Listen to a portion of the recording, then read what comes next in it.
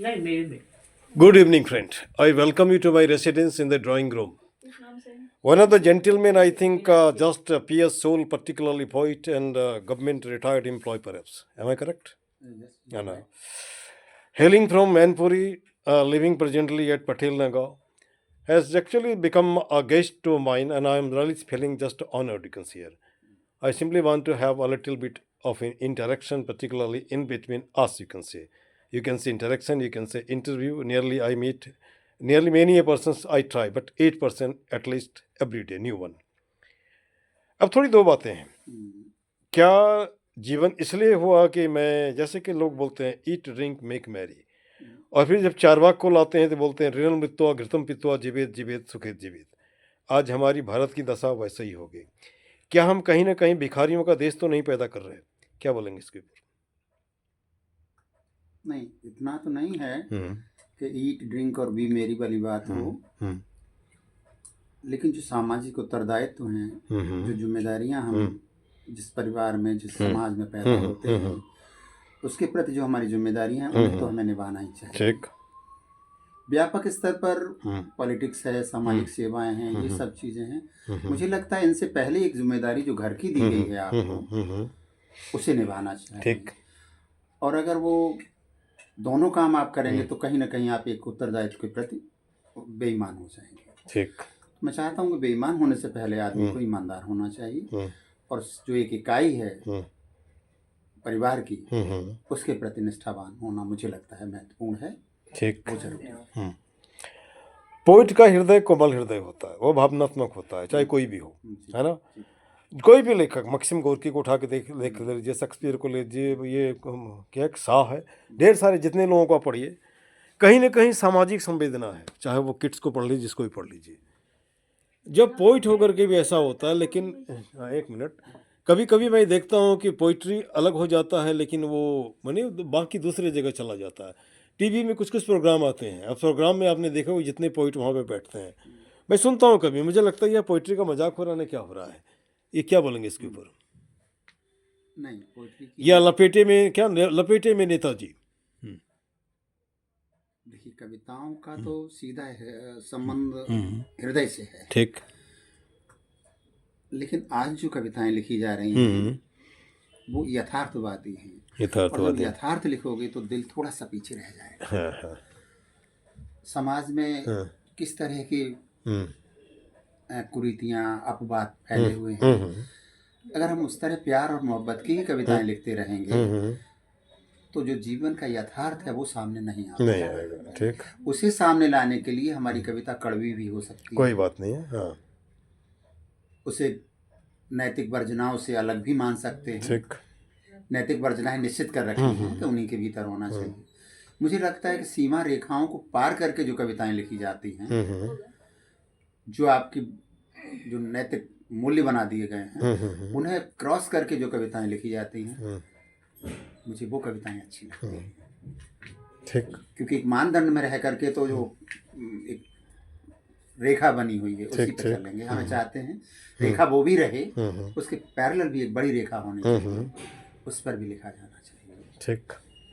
पहले के कवियों ने महिलाओं का चित्रण किया, उनके शारीरिक अंगों का, ये जितनी उनकी कलम थी सारी तोड़ दी. मैं उन्हें नकार नहीं रहा, वो लोग भी बहुत अच्छे थे.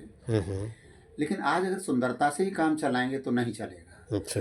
जहाँ स्त्रियां हमारी परिवारों में रह करके बाहर का भी दायित्व निभाती हैं, अगर वो घंटा भर घर में सजने धजने में टाइम लगाएंगी तो बाहर का जीवन कैसे निकालेंगी? तब वहाँ पुराने कवियों की तरह उनके शरीर के उतार चढ़ाव का वर्णन नहीं होगा. उनका जो पति के साथ, अपने परिवार के साथ कंधे से कंधा मिलाकर चलने का दायित्व है.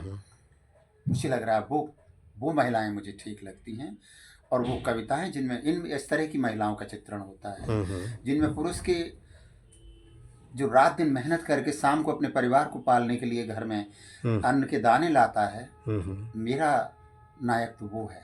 ठीक. मेरा नायक कभी भी नेता नहीं हो सकता. बिल्कुल नहीं, होना भी नहीं चाहिए. नेता तो मतलब क्या होगा उसके बारे में हम फिर बात करेंगे. या कोई बहुत बड़ा ब्यूरोक्रेट्स भी नहीं हो सकता. मेरा नायक जो सर पर मिट्टी ढोता है, जिसके पसीने की, जिसे लोग दुर्गंध कहते हैं, मुझे वो सुगंध लगती है, हाँ, मैं उन पर लिखता हूँ। ठीक। और मैं सबसे यही चाहता हूँ कभी उनके जीवन के बारे में भी सोच कर देखें और उन पर कविताएं लिखेंगे तो यथार्थवादी कविताएं होंगी, वहाँ रीतिकाल नहीं होगा। ठीक। तो इस तरह का भी लिखा जाना चाहिए। शेली कहता है, जी our sweetest songs are those that tellest us saddest thought. बिल्कुल। जहाँ तकलीफ नहीं है, जहाँ पे ये डार्कनेस नहीं है, जहाँ पे मर्कीनेस नहीं है, और ऊपर ही आप लिखते जा रहे हो, लिखते जा रहे हो, चांद तारे पे आप पहुँच जा रहे हो जहाँ पहुँचना नहीं है, लेकिन ज़िंदगी के जो चांद तारे सितारे या सूरज जो भी हैं उसको हम अनछुआ कर देते हैं। ये कहाँ तक जस्टिफाइड है? ठीक कहते हैं वो, ठीक कहते हैं। ठीक कहते हैं ना। एमिली डिकिंसन अमेरिकन पोइट हैं, आप तो उसको बहुत अच्छी तरह बोली बोली सुनता है हम। एमिली डिकिंसन एक बात कहती हैं, I am nobody, are you nobody too. बहुत सरल सी लाइन है कि मैं कुछ नहीं हूँ, कि आप भी वही हैं। एक सरल सी लाइन को हम व्याख्या करें तो ये रहता है कि मैं तो एक साधारण व्यक्ति हूँ, ठीक, आप भी साधारण हैं, और उस साधारण शब्द में पूरी कायनात की जितनी भी चीजें हैं सारी चीजें समाहित हैं। मुझे लग रहा है हम साधारण होकर के जिए, असाधारण तो अपने आप बन ही जाएंगे। ठीक। लेकिन लोग अपने आप को इतना प्रोपेगेट कर देते हैं कि उनसे ज्यादा विद्वत, उनसे ज्यादा कोई है ही नहीं, कोई है ही है ही नहीं। और मुझे लगता है लफाजियों का ही वक्त है शायद ये वर्तमान समय, लेकिन इसमें भी अपने आप को संभाल के रखेंगे तो आप चल जाएंगे। ठीक। और इसलिए नहीं कि हमें बड़ा नाम करना है, सो आई एम नोबडी बन करके रहें, जो है कि समबडी तो वो समबडी बन के रहें। जस्ट आज सुबह एक लड़के से हमने कहा गया गया गया, इसको इंग्लिश में बनाओ। उसने बड़ी आसानी से कह दिया गो गो गो। ठीक है, ठीक है। नहीं, ठीक है। उसने बड़ी अच्छे से, लेकिन एक बात कहा तो I wanted to see his confidence. वो चाहे जैसे भी बोला, कॉन्फिडेंस बोला ना। तब फिर उसको हमने कहा देखो, एक गया गया नाम है, दूसरा गया वो सिंपल V2 है, तीसरा गया वो जगह है। अब तो बता दो, फिर भी कंफ्यूज हो रहा है। देन आई हैड टू से गया वेंट टू गया। अब वो बेचारा जिंदगी में नहीं भूलेगा।